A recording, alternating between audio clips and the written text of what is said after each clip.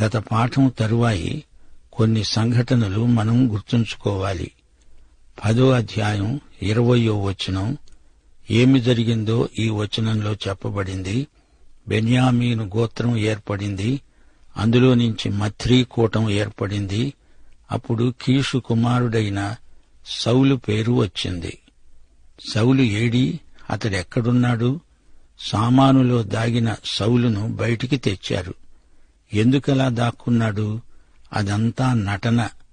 తనను తానే తగ్గించుకున్నట్లు నటిస్తున్నాడు. సమూయేలు సౌలును ప్రజలకు పరిచయం చేయగా వారు ఉద్రేకంతో రాజు చిరంజీవి అని నినాదాలు చేశారు. సమూయేలు రాజ్యాంగ నీతిని, రాజ్యపాలన పద్ధతిని ఒక గ్రంథమందు రాశాడు. తరువాత ఎవరిండ్లకు వారు వెళ్లిపోయారు. సౌలు గిబియాకు తన ఇంటికి వెళ్లాడు. పనికిమాలిన వారి నిర్లక్ష్య వైఖరి సౌలు చూచి చూడనట్లు ఊరుకున్నాడు. సౌలు ఒక గ్రామీణుడు, సాధారణ పౌరుడు, గాడిదలు కాసేవాడు. ఇప్పుడు రాజయ్యాడు. ఆధ్యాత్మిక యోగ్యతలు అతనిలో మచ్చుకు కూడా కానరావు. ఇశ్రాయేలు వారికి గుణపాఠం నేర్పడానికే దేవుడు ఇలాంటి మనిషిని గద్దె ఎక్కించాడు. సౌలుకు దేవుడు బాగుపడడానికి ఎన్నో తరుణాలిచ్చాడు. రాజయ్యాడు. అతనికి తన రాజధాని ఏదో తెలియదు. తన సొంత ఊరికి వెళ్లిపోయాడు. గిబియాని తన పరిపాలనా కేంద్రం చేసుకున్నాడు. మతం రాజకీయాల నుండి వేరు కావటం విశేషం. మత సంబంధ కేంద్రం రామా, రాజకీయ కేంద్రం గిబియా. తనకు వ్యతిరేకులైన వారిని గురించి తాత్కాలికంగా మౌనంగా ఉన్నాడు. ఆ తరువాత అదను చూచి వారి మీద కక్ష తీర్చుకున్నాడు. సమూయేలు సౌలుతో అన్నాడు, నీకు కొత్త మనసు వస్తుంది. కాని నికోదేముతో యేసు ప్రభు అన్నాడు, నీవు కొత్త మనిషివి అవుతావు. కొత్తగా జన్మించాలి. కొత్తగా జన్మించిన మనిషికి కొత్త స్వభావం వస్తుంది. అయితే సౌలు పూర్తిగా మారిన వ్యక్తి కాడు. మోషేను, యెహోషువను దేవుడు ఏర్పాటు చేసుకున్నాడు. ఇత్రో గొర్రెలను కాచుకుంటున్న మోషే గొప్ప నాయకుడయ్యాడు. సౌలు ద్విమనస్కుడు. దావీదు దేవుని హృదయానుసారి. పరిశుద్ధాత్మ శక్తి సహజాతీతమైనది. పరిశుద్ధాత్మ ద్వారానే రూపాంతర జీవితం అలవడుతుంది. రక్షణ పొందిన మనిషి కొత్త మనిషి. సౌలు కోవకు చెందిన బూటకపు భక్తులు ఈ రోజున కూడా ఉన్నారు. సమూయేలు అనేక మంది ప్రవక్తలను సంఘటితపరిచాడు. ప్రవక్తల బడి స్థాపించాడు. ప్రజలు దేవుని చిత్తాన్ని రాజుకు బయలుపరుస్తారు. సమూయేలు కాలంలో గొప్ప ఉజ్జీవం కలిగింది. సమూయేలు దేవుడు వాడుకున్న గొప్ప సేవకుడు. సోదరీ సోదరులారా, ఇప్పుడు 1 సమూయేలు 11వ అధ్యాయానికి రండి. నాహాషు అమ్మోనీయుడు. అతడు ఇశ్రాయేలు వారిపై కక్షగట్టాడు. నాహాషు చాలా పరుషంగా, కఠినంగా ప్రవర్తించాడు. సౌలుకు ఈ వార్త అందింది.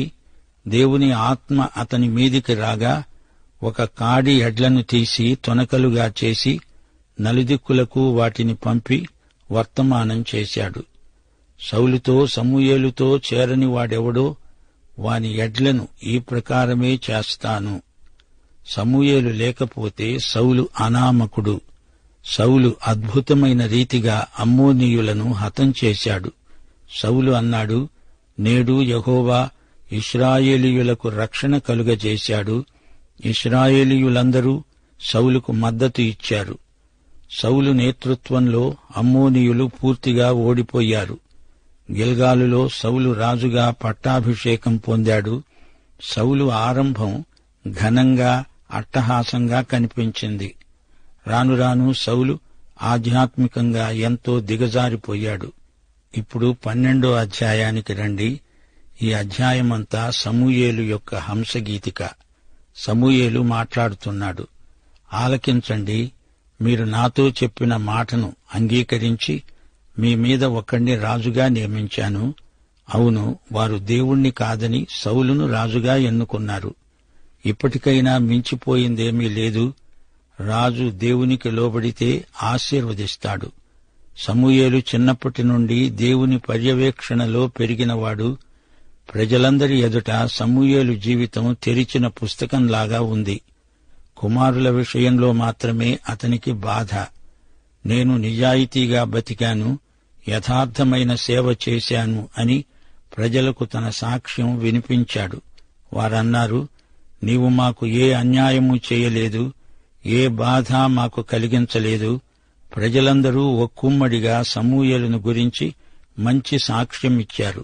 నిజమే, సమూయేలు యథార్థపరుడు, నిజాయితీగల గొప్ప నాయకుడు. ఎట్టి ప్రలోభానికి, శోధనకు లొంగలేదు. ద్రవ్యమును గురించిన శోధనలను గెలిచాడు. గాని ఒక తండ్రిగా అతడు ఓడిపోయాడు. అనేక మంది దైవసేవకుల పిల్లలు లోకంలో కలిసిపోతూ తల్లిదండ్రులకు తలవంపులు తెస్తున్నారు. మోషే, అహరోనులను సొలొమోను జ్ఞాపకం చేస్తున్నాడు. యెహోవా పూర్వీకులకు చేసిన నీతి కార్యాలను సమూయేలు గుర్తు చేసుకున్నాడు. మోషే నాయకత్వంలో వారు ఈజిప్టు దాస్యము నుండి విడుదల అయ్యారు. ఫిలిష్తీయులు, మోయాబీయులతో ఇశ్రాయేలీయులు యుద్ధాలు చేశారు. చరిత్ర నేర్పిన పాఠాలు స్ఫురణకు తెచ్చుకోండి. అవిధేయులైనప్పుడు దేవుడు తన ప్రజలను శిక్షించాడు. సొలొమోను మాటలు విని ప్రజలు పశ్చాత్తప్తులై, మేము అన్యదేవతారాధనలో పడిపోయి పాపం చేశాము, మమ్ములను శత్రుబారి నుండి కాపాడితే యెహోవానే సేవిస్తాము అన్నారు. దేవుడు చరిత్రలో గతకాలంలో చర్య తీసుకున్నాడు. అమ్మోనీయుల రాజైన నాహాషుకు భయపడి మీరు ఒక రాజు కావాలని అడిగారు. మీరు కోరి ఏర్పరచుకొన్న రాజు ఇడుగో చూడండి. మీరు యెహోవాయందు భయభక్తులు కలిగి ఆయన మాట విని ఆయనను సేవించి ఆయన ఆజ్ఞను భంగము చేయక మీరు మిమ్ములను ఏలే రాజు మీ దేవుడైన యెహోవాను అనుసరించిన ఎడల మీకు క్షేమము కలుగుతుంది. సమూయేలు గత చరిత్రను సింహావలోకన చేస్తున్నాడు. ప్రజలకు గతకాల చరిత్రను జ్ఞాపకం చేయడం ఎంతో మంచిది. మోషే, యెహోషువ, గిద్యోను, సమూయేలు వీరందరూ తమ ప్రసంగాలలో గత చరిత్రను జ్ఞాపకం చేసుకున్నారు. కొత్త నిబంధనలో స్టెఫను సన్హెద్రిను సభ ముందు నిలిచి గంభీరమైన ప్రసంగం చేశాడు. ఇక్కడ సమూయేలు దేవుని విశ్వసనీయతను, ఆయన కనికరాన్ని చూపడానికి చరిత్ర పాఠాలు వారికి నేర్పుతున్నాడు. దేవుడు ఇంతవరకు మనకు సహాయం చేశాడు అని పునరుద్ఘాటిస్తున్నాడు. ప్రజలు కోరుకున్న రాజు సౌలు, దేవుడు ఏర్పరచుకున్న రాజు దావీదు. అయితే దేవుడు సౌలుకు కూడా గుణపడడానికి ఎన్నో అవకాశాలిచ్చాడు. 15వ వచనం, యెహోవా మాట వినక ఆయన ఆజ్ఞను భంగము చేసిన ఎడల యెహోవా హస్తము మీ పితరులకు విరోధముగా ఉన్నట్లు మీకు విరోధముగా ఉంటుంది. మీరు నిలిచి చూస్తూ ఉండగా యెహోవా జరిగించే ఈ గొప్ప కార్యమును కనిపెట్టండి. గోధుమ కోతకాలం ఇదే గదా. రాజు కావాలని అడిగారు. యెహోవా వర్షమును ఉరుమును పంపుతాడు. దేవుడే రాజై ఉండగా మీకు మరో రాజు కావలసి వచ్చిందా?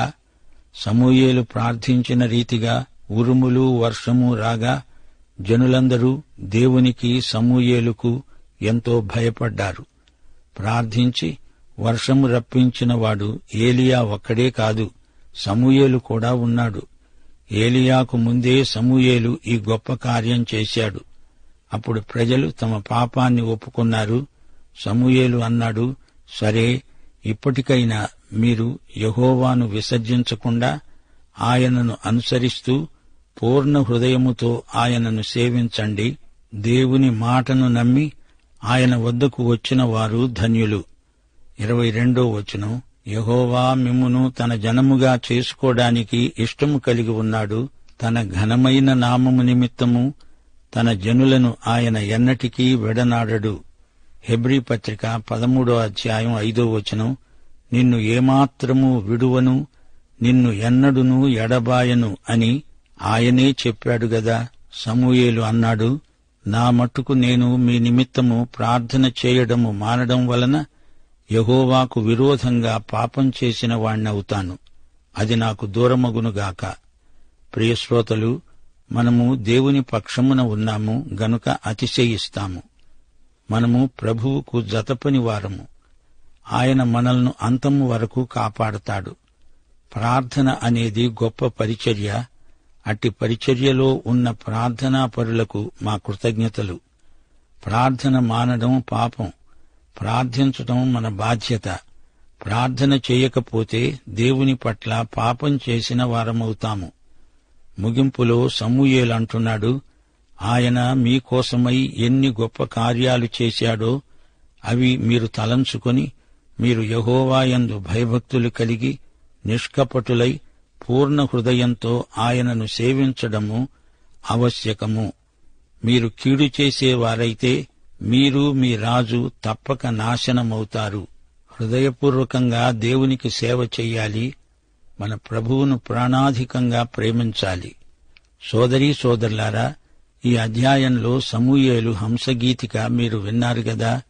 మీరు అలాంటి క్రైస్తవ సౌశీల్యం అలవరుచుకోండి. ఇప్పుడు 1 సమూయేలు 13వ అధ్యాయానికి రండి. సౌలు దేవునికి తిరుగుబాటు చేస్తున్నాడు. సౌలు నిజ స్వభావం బయటపడుతోంది. సౌలు కుమారుడైన యోనాతాను మిక్మషు అనే చోట విజయం సాధించాడు. గాని సౌలు అదంతా తన విజయమే అని చెప్పి చాటుకుంటున్నాడు. సౌలు తానే యాజకుడుగా వ్యవహరిస్తున్నాడు. సమూయేలు సౌలును గద్దించాడు. ఇశ్రాయేలీయుల నిరాయుధీకరణ రహస్యం బయటపడింది. సౌలు అసలు రంగు బయటపడింది. రాజువేషం వేసుకున్నాడు గాని అతడు రాజు కాడు. సౌలు 30 ఏండ్లవాడై ఏలనారంభించాడు. యోనాతాను గెబాలో ఉన్న ఫిలిష్తీయుల దండును హతము చేయగా సౌలు బాకా ఊదించాడు. సౌలు ఫిలిష్తీయుల దండును హతం చేశాడు. జనులు గిల్గాలులో సౌలు వద్దకు కూడి వచ్చారు. సౌలు సొంత బాకా ఊదుతున్నాడు. తన కుమారుణ్ణి సౌలు ఏమాత్రమూ ప్రోత్సహించినవాడు కాడు. సౌలు మనస్తత్వం ఎలాంటిదో రానురాను బహిర్గతమవుతోంది. సౌలు గిల్గాలు నుండి యుద్ధానికి బయలుదేరాడు. ఫిలిష్తీయులు బలం పుంజుకొని ఇశ్రాయేలును ఎదుర్కొన్నారు. 7 రోజులైంది. సమూయేలు ఇంకా రాలేదు. సమూయేలు చేయాల్సిన పని సౌలు తానే చేశాడు. దహన బలులు, సమాధాన బలులు తానే అర్పించాడు. ఉజ్జియా అనే రాజు కూడా ఇలాగే చేశాడు. యాజకుని పని తాను చెయ్యాలని చూచాడు. దేవుడతణ్ణి శిక్షించగా అతడు కుష్ఠురోగి అయ్యాడు. సౌలు సమూయేలు పని చెయ్యకూడదు. ఇంతలోకే సమూయేలు రానే వచ్చాడు. నీవు చేసిన పని ఏమిటి? గద్దించాడు సమూయేలు. నువ్వు రావడం ఆలస్యమైంది. శత్రువులు వచ్చి నా మీద పడతారేమో అని ఈ పని నేనే ముందుగా చేసి ముగించాను అన్నాడు సౌలు. సౌలు చూపేవన్నీ కుంటి సాకులు. సౌలు భక్తిని నటిస్తున్నాడు. అతని కపటం వెల్లడి కాక తప్పదు. సమూయేలు అన్నాడు, నీ వైఖరి మంచిది కాదు.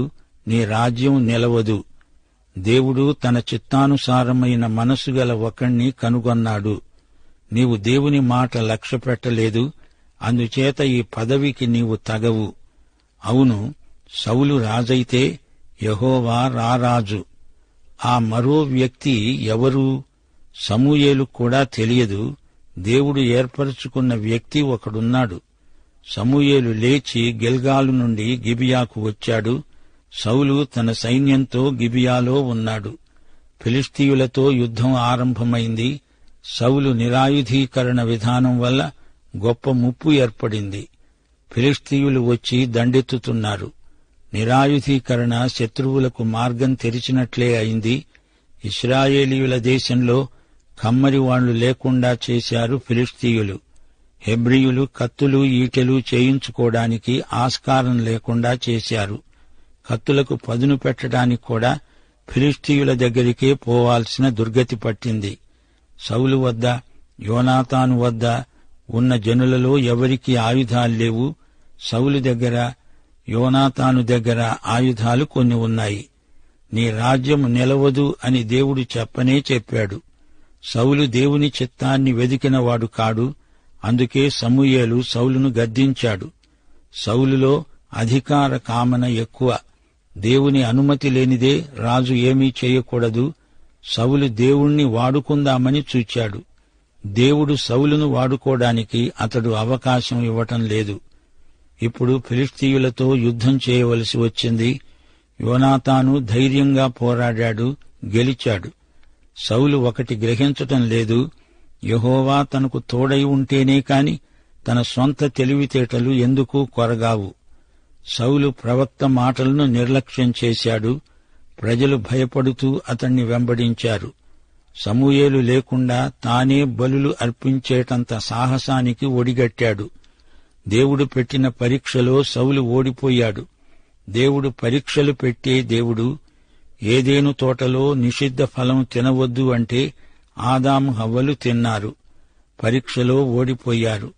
లోతు భార్య వెనక్కు చూచి పరీక్షలో ఓడిపోయింది. హిజ్కియా రాజు సంగతేమిటి? తనను పొగడిన శత్రువును నమ్మి అతనికి అంతా చూపించి తాను కట్టుకున్నదంతా పడగొట్టుకున్నాడు. గిల్గాలులో సౌలు దేవుడు పెట్టిన పరీక్షలో ఓడిపోయాడు.